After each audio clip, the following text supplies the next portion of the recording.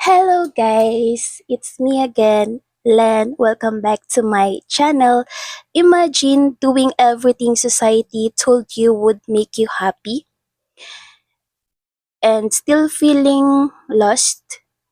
Degrees, career, independence, freedom, and yet something feels off. Here's the uncomfortable question no one wants to ask. What if some of the advice shaping this generation of women sounds empowering, but quietly leads to confusion, pressure, and burnout? Before you click away, this is not an attack. This is a conversation we're not allowed to have honestly. Because the truth is, any idea, no matter how good it started, can drift into something unbalanced. We say women are free to choose anything, but look closer. If a woman prioritizes career, she's praised. If she prioritizes family early, she's questioned. If she wants a boat, she's overwhelmed, trying to do it all. That's not freedom. That's pressure disguised as empowerment. Stay with me because the next part might explain why so many people feel like they're failing even when they're doing everything right.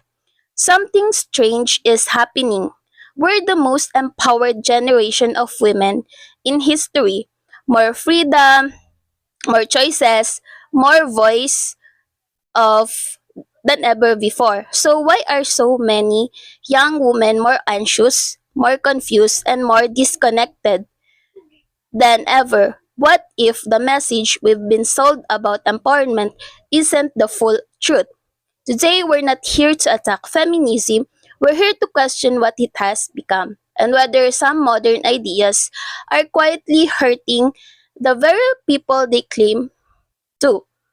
Feminism at its core fought for education, voting rights, workplace equality, real necessary progress, but somewhere along the way, parts of modern feminism shifted from freedom of choices to pressure to choose a certain way. On my own experience, a young woman wants to prioritize family early in life. Instead of support, I was told I was waiting my potential. So I chooses a high-powered career but feels empty and burnout. Yet feels I can't admit it without seeming weak. So the question is when empowerment becomes a script instead of a choice, it is still empowerment. I spoke to someone and feel the same.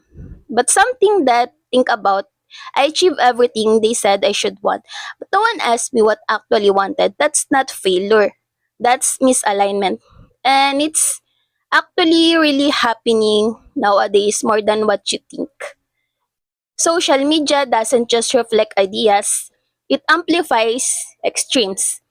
Content that says you need no one gets more attention than content that says build meaningful relationships.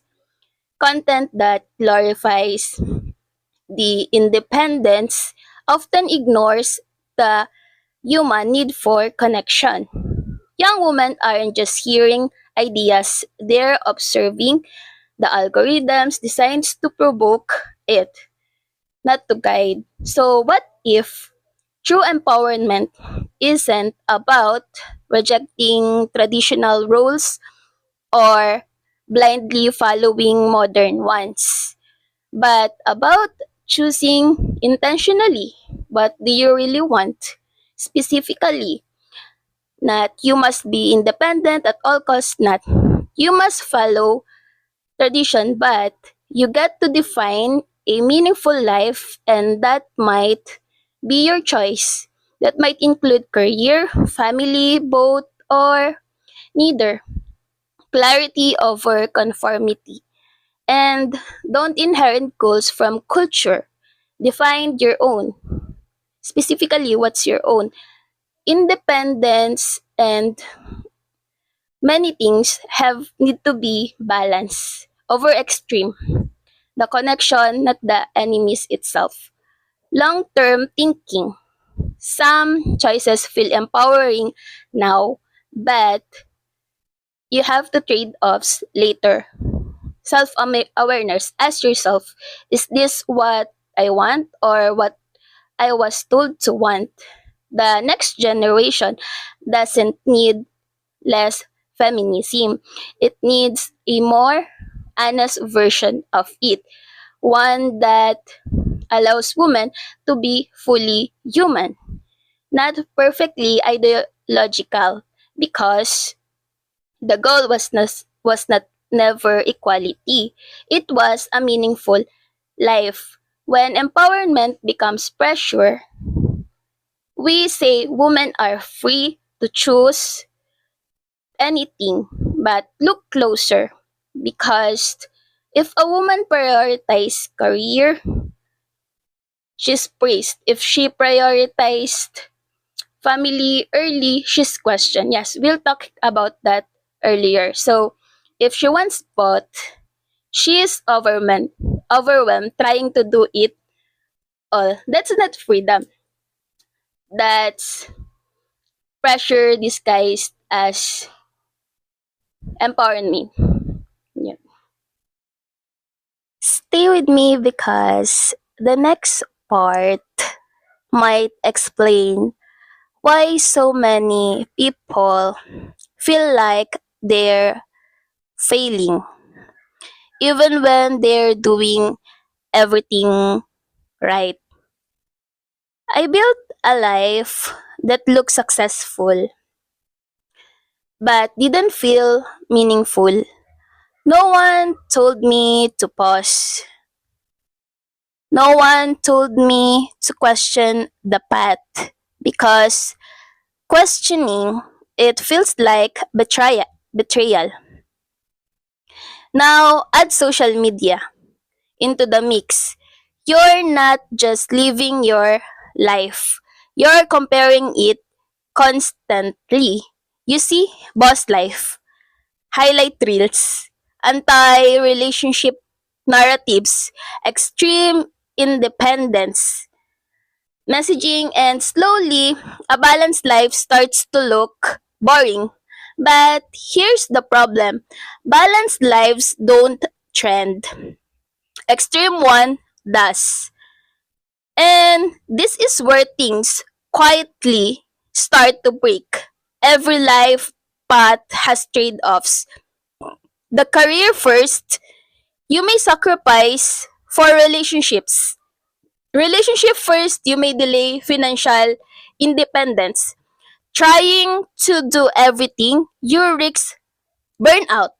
But modern messaging often sells the one path as if it has no cost. And when reality hits, people think they failed.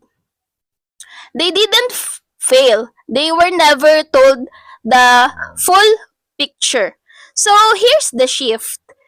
We need not anti-feminism, not blind feminism, but intentional living. Real empowerment is quieter than what you see online. It looks like knowing your values, accepting trade offs, choosing without needing approval. Try this. Ask yourself three questions. What do you actually want without any influence? Number two, what am I afraid of choosing and why? And number three, am I building a life or performing one? Because a meaningful life isn't built on trends, it's built on clarity. And here's the part most people won't admit: people need connection. No amount of independence replaces meaningful relationships, community, emotional support, but some narratives frame needing others as weakness. It's not weakness, it's human. If you're young and listening to this, you don't have to pick a side. You don't have follow loud voices online. You get to build something better, a life that blends strength with connection, ambition with meaning. Maybe the issue maybe the issue isn't feminism itself.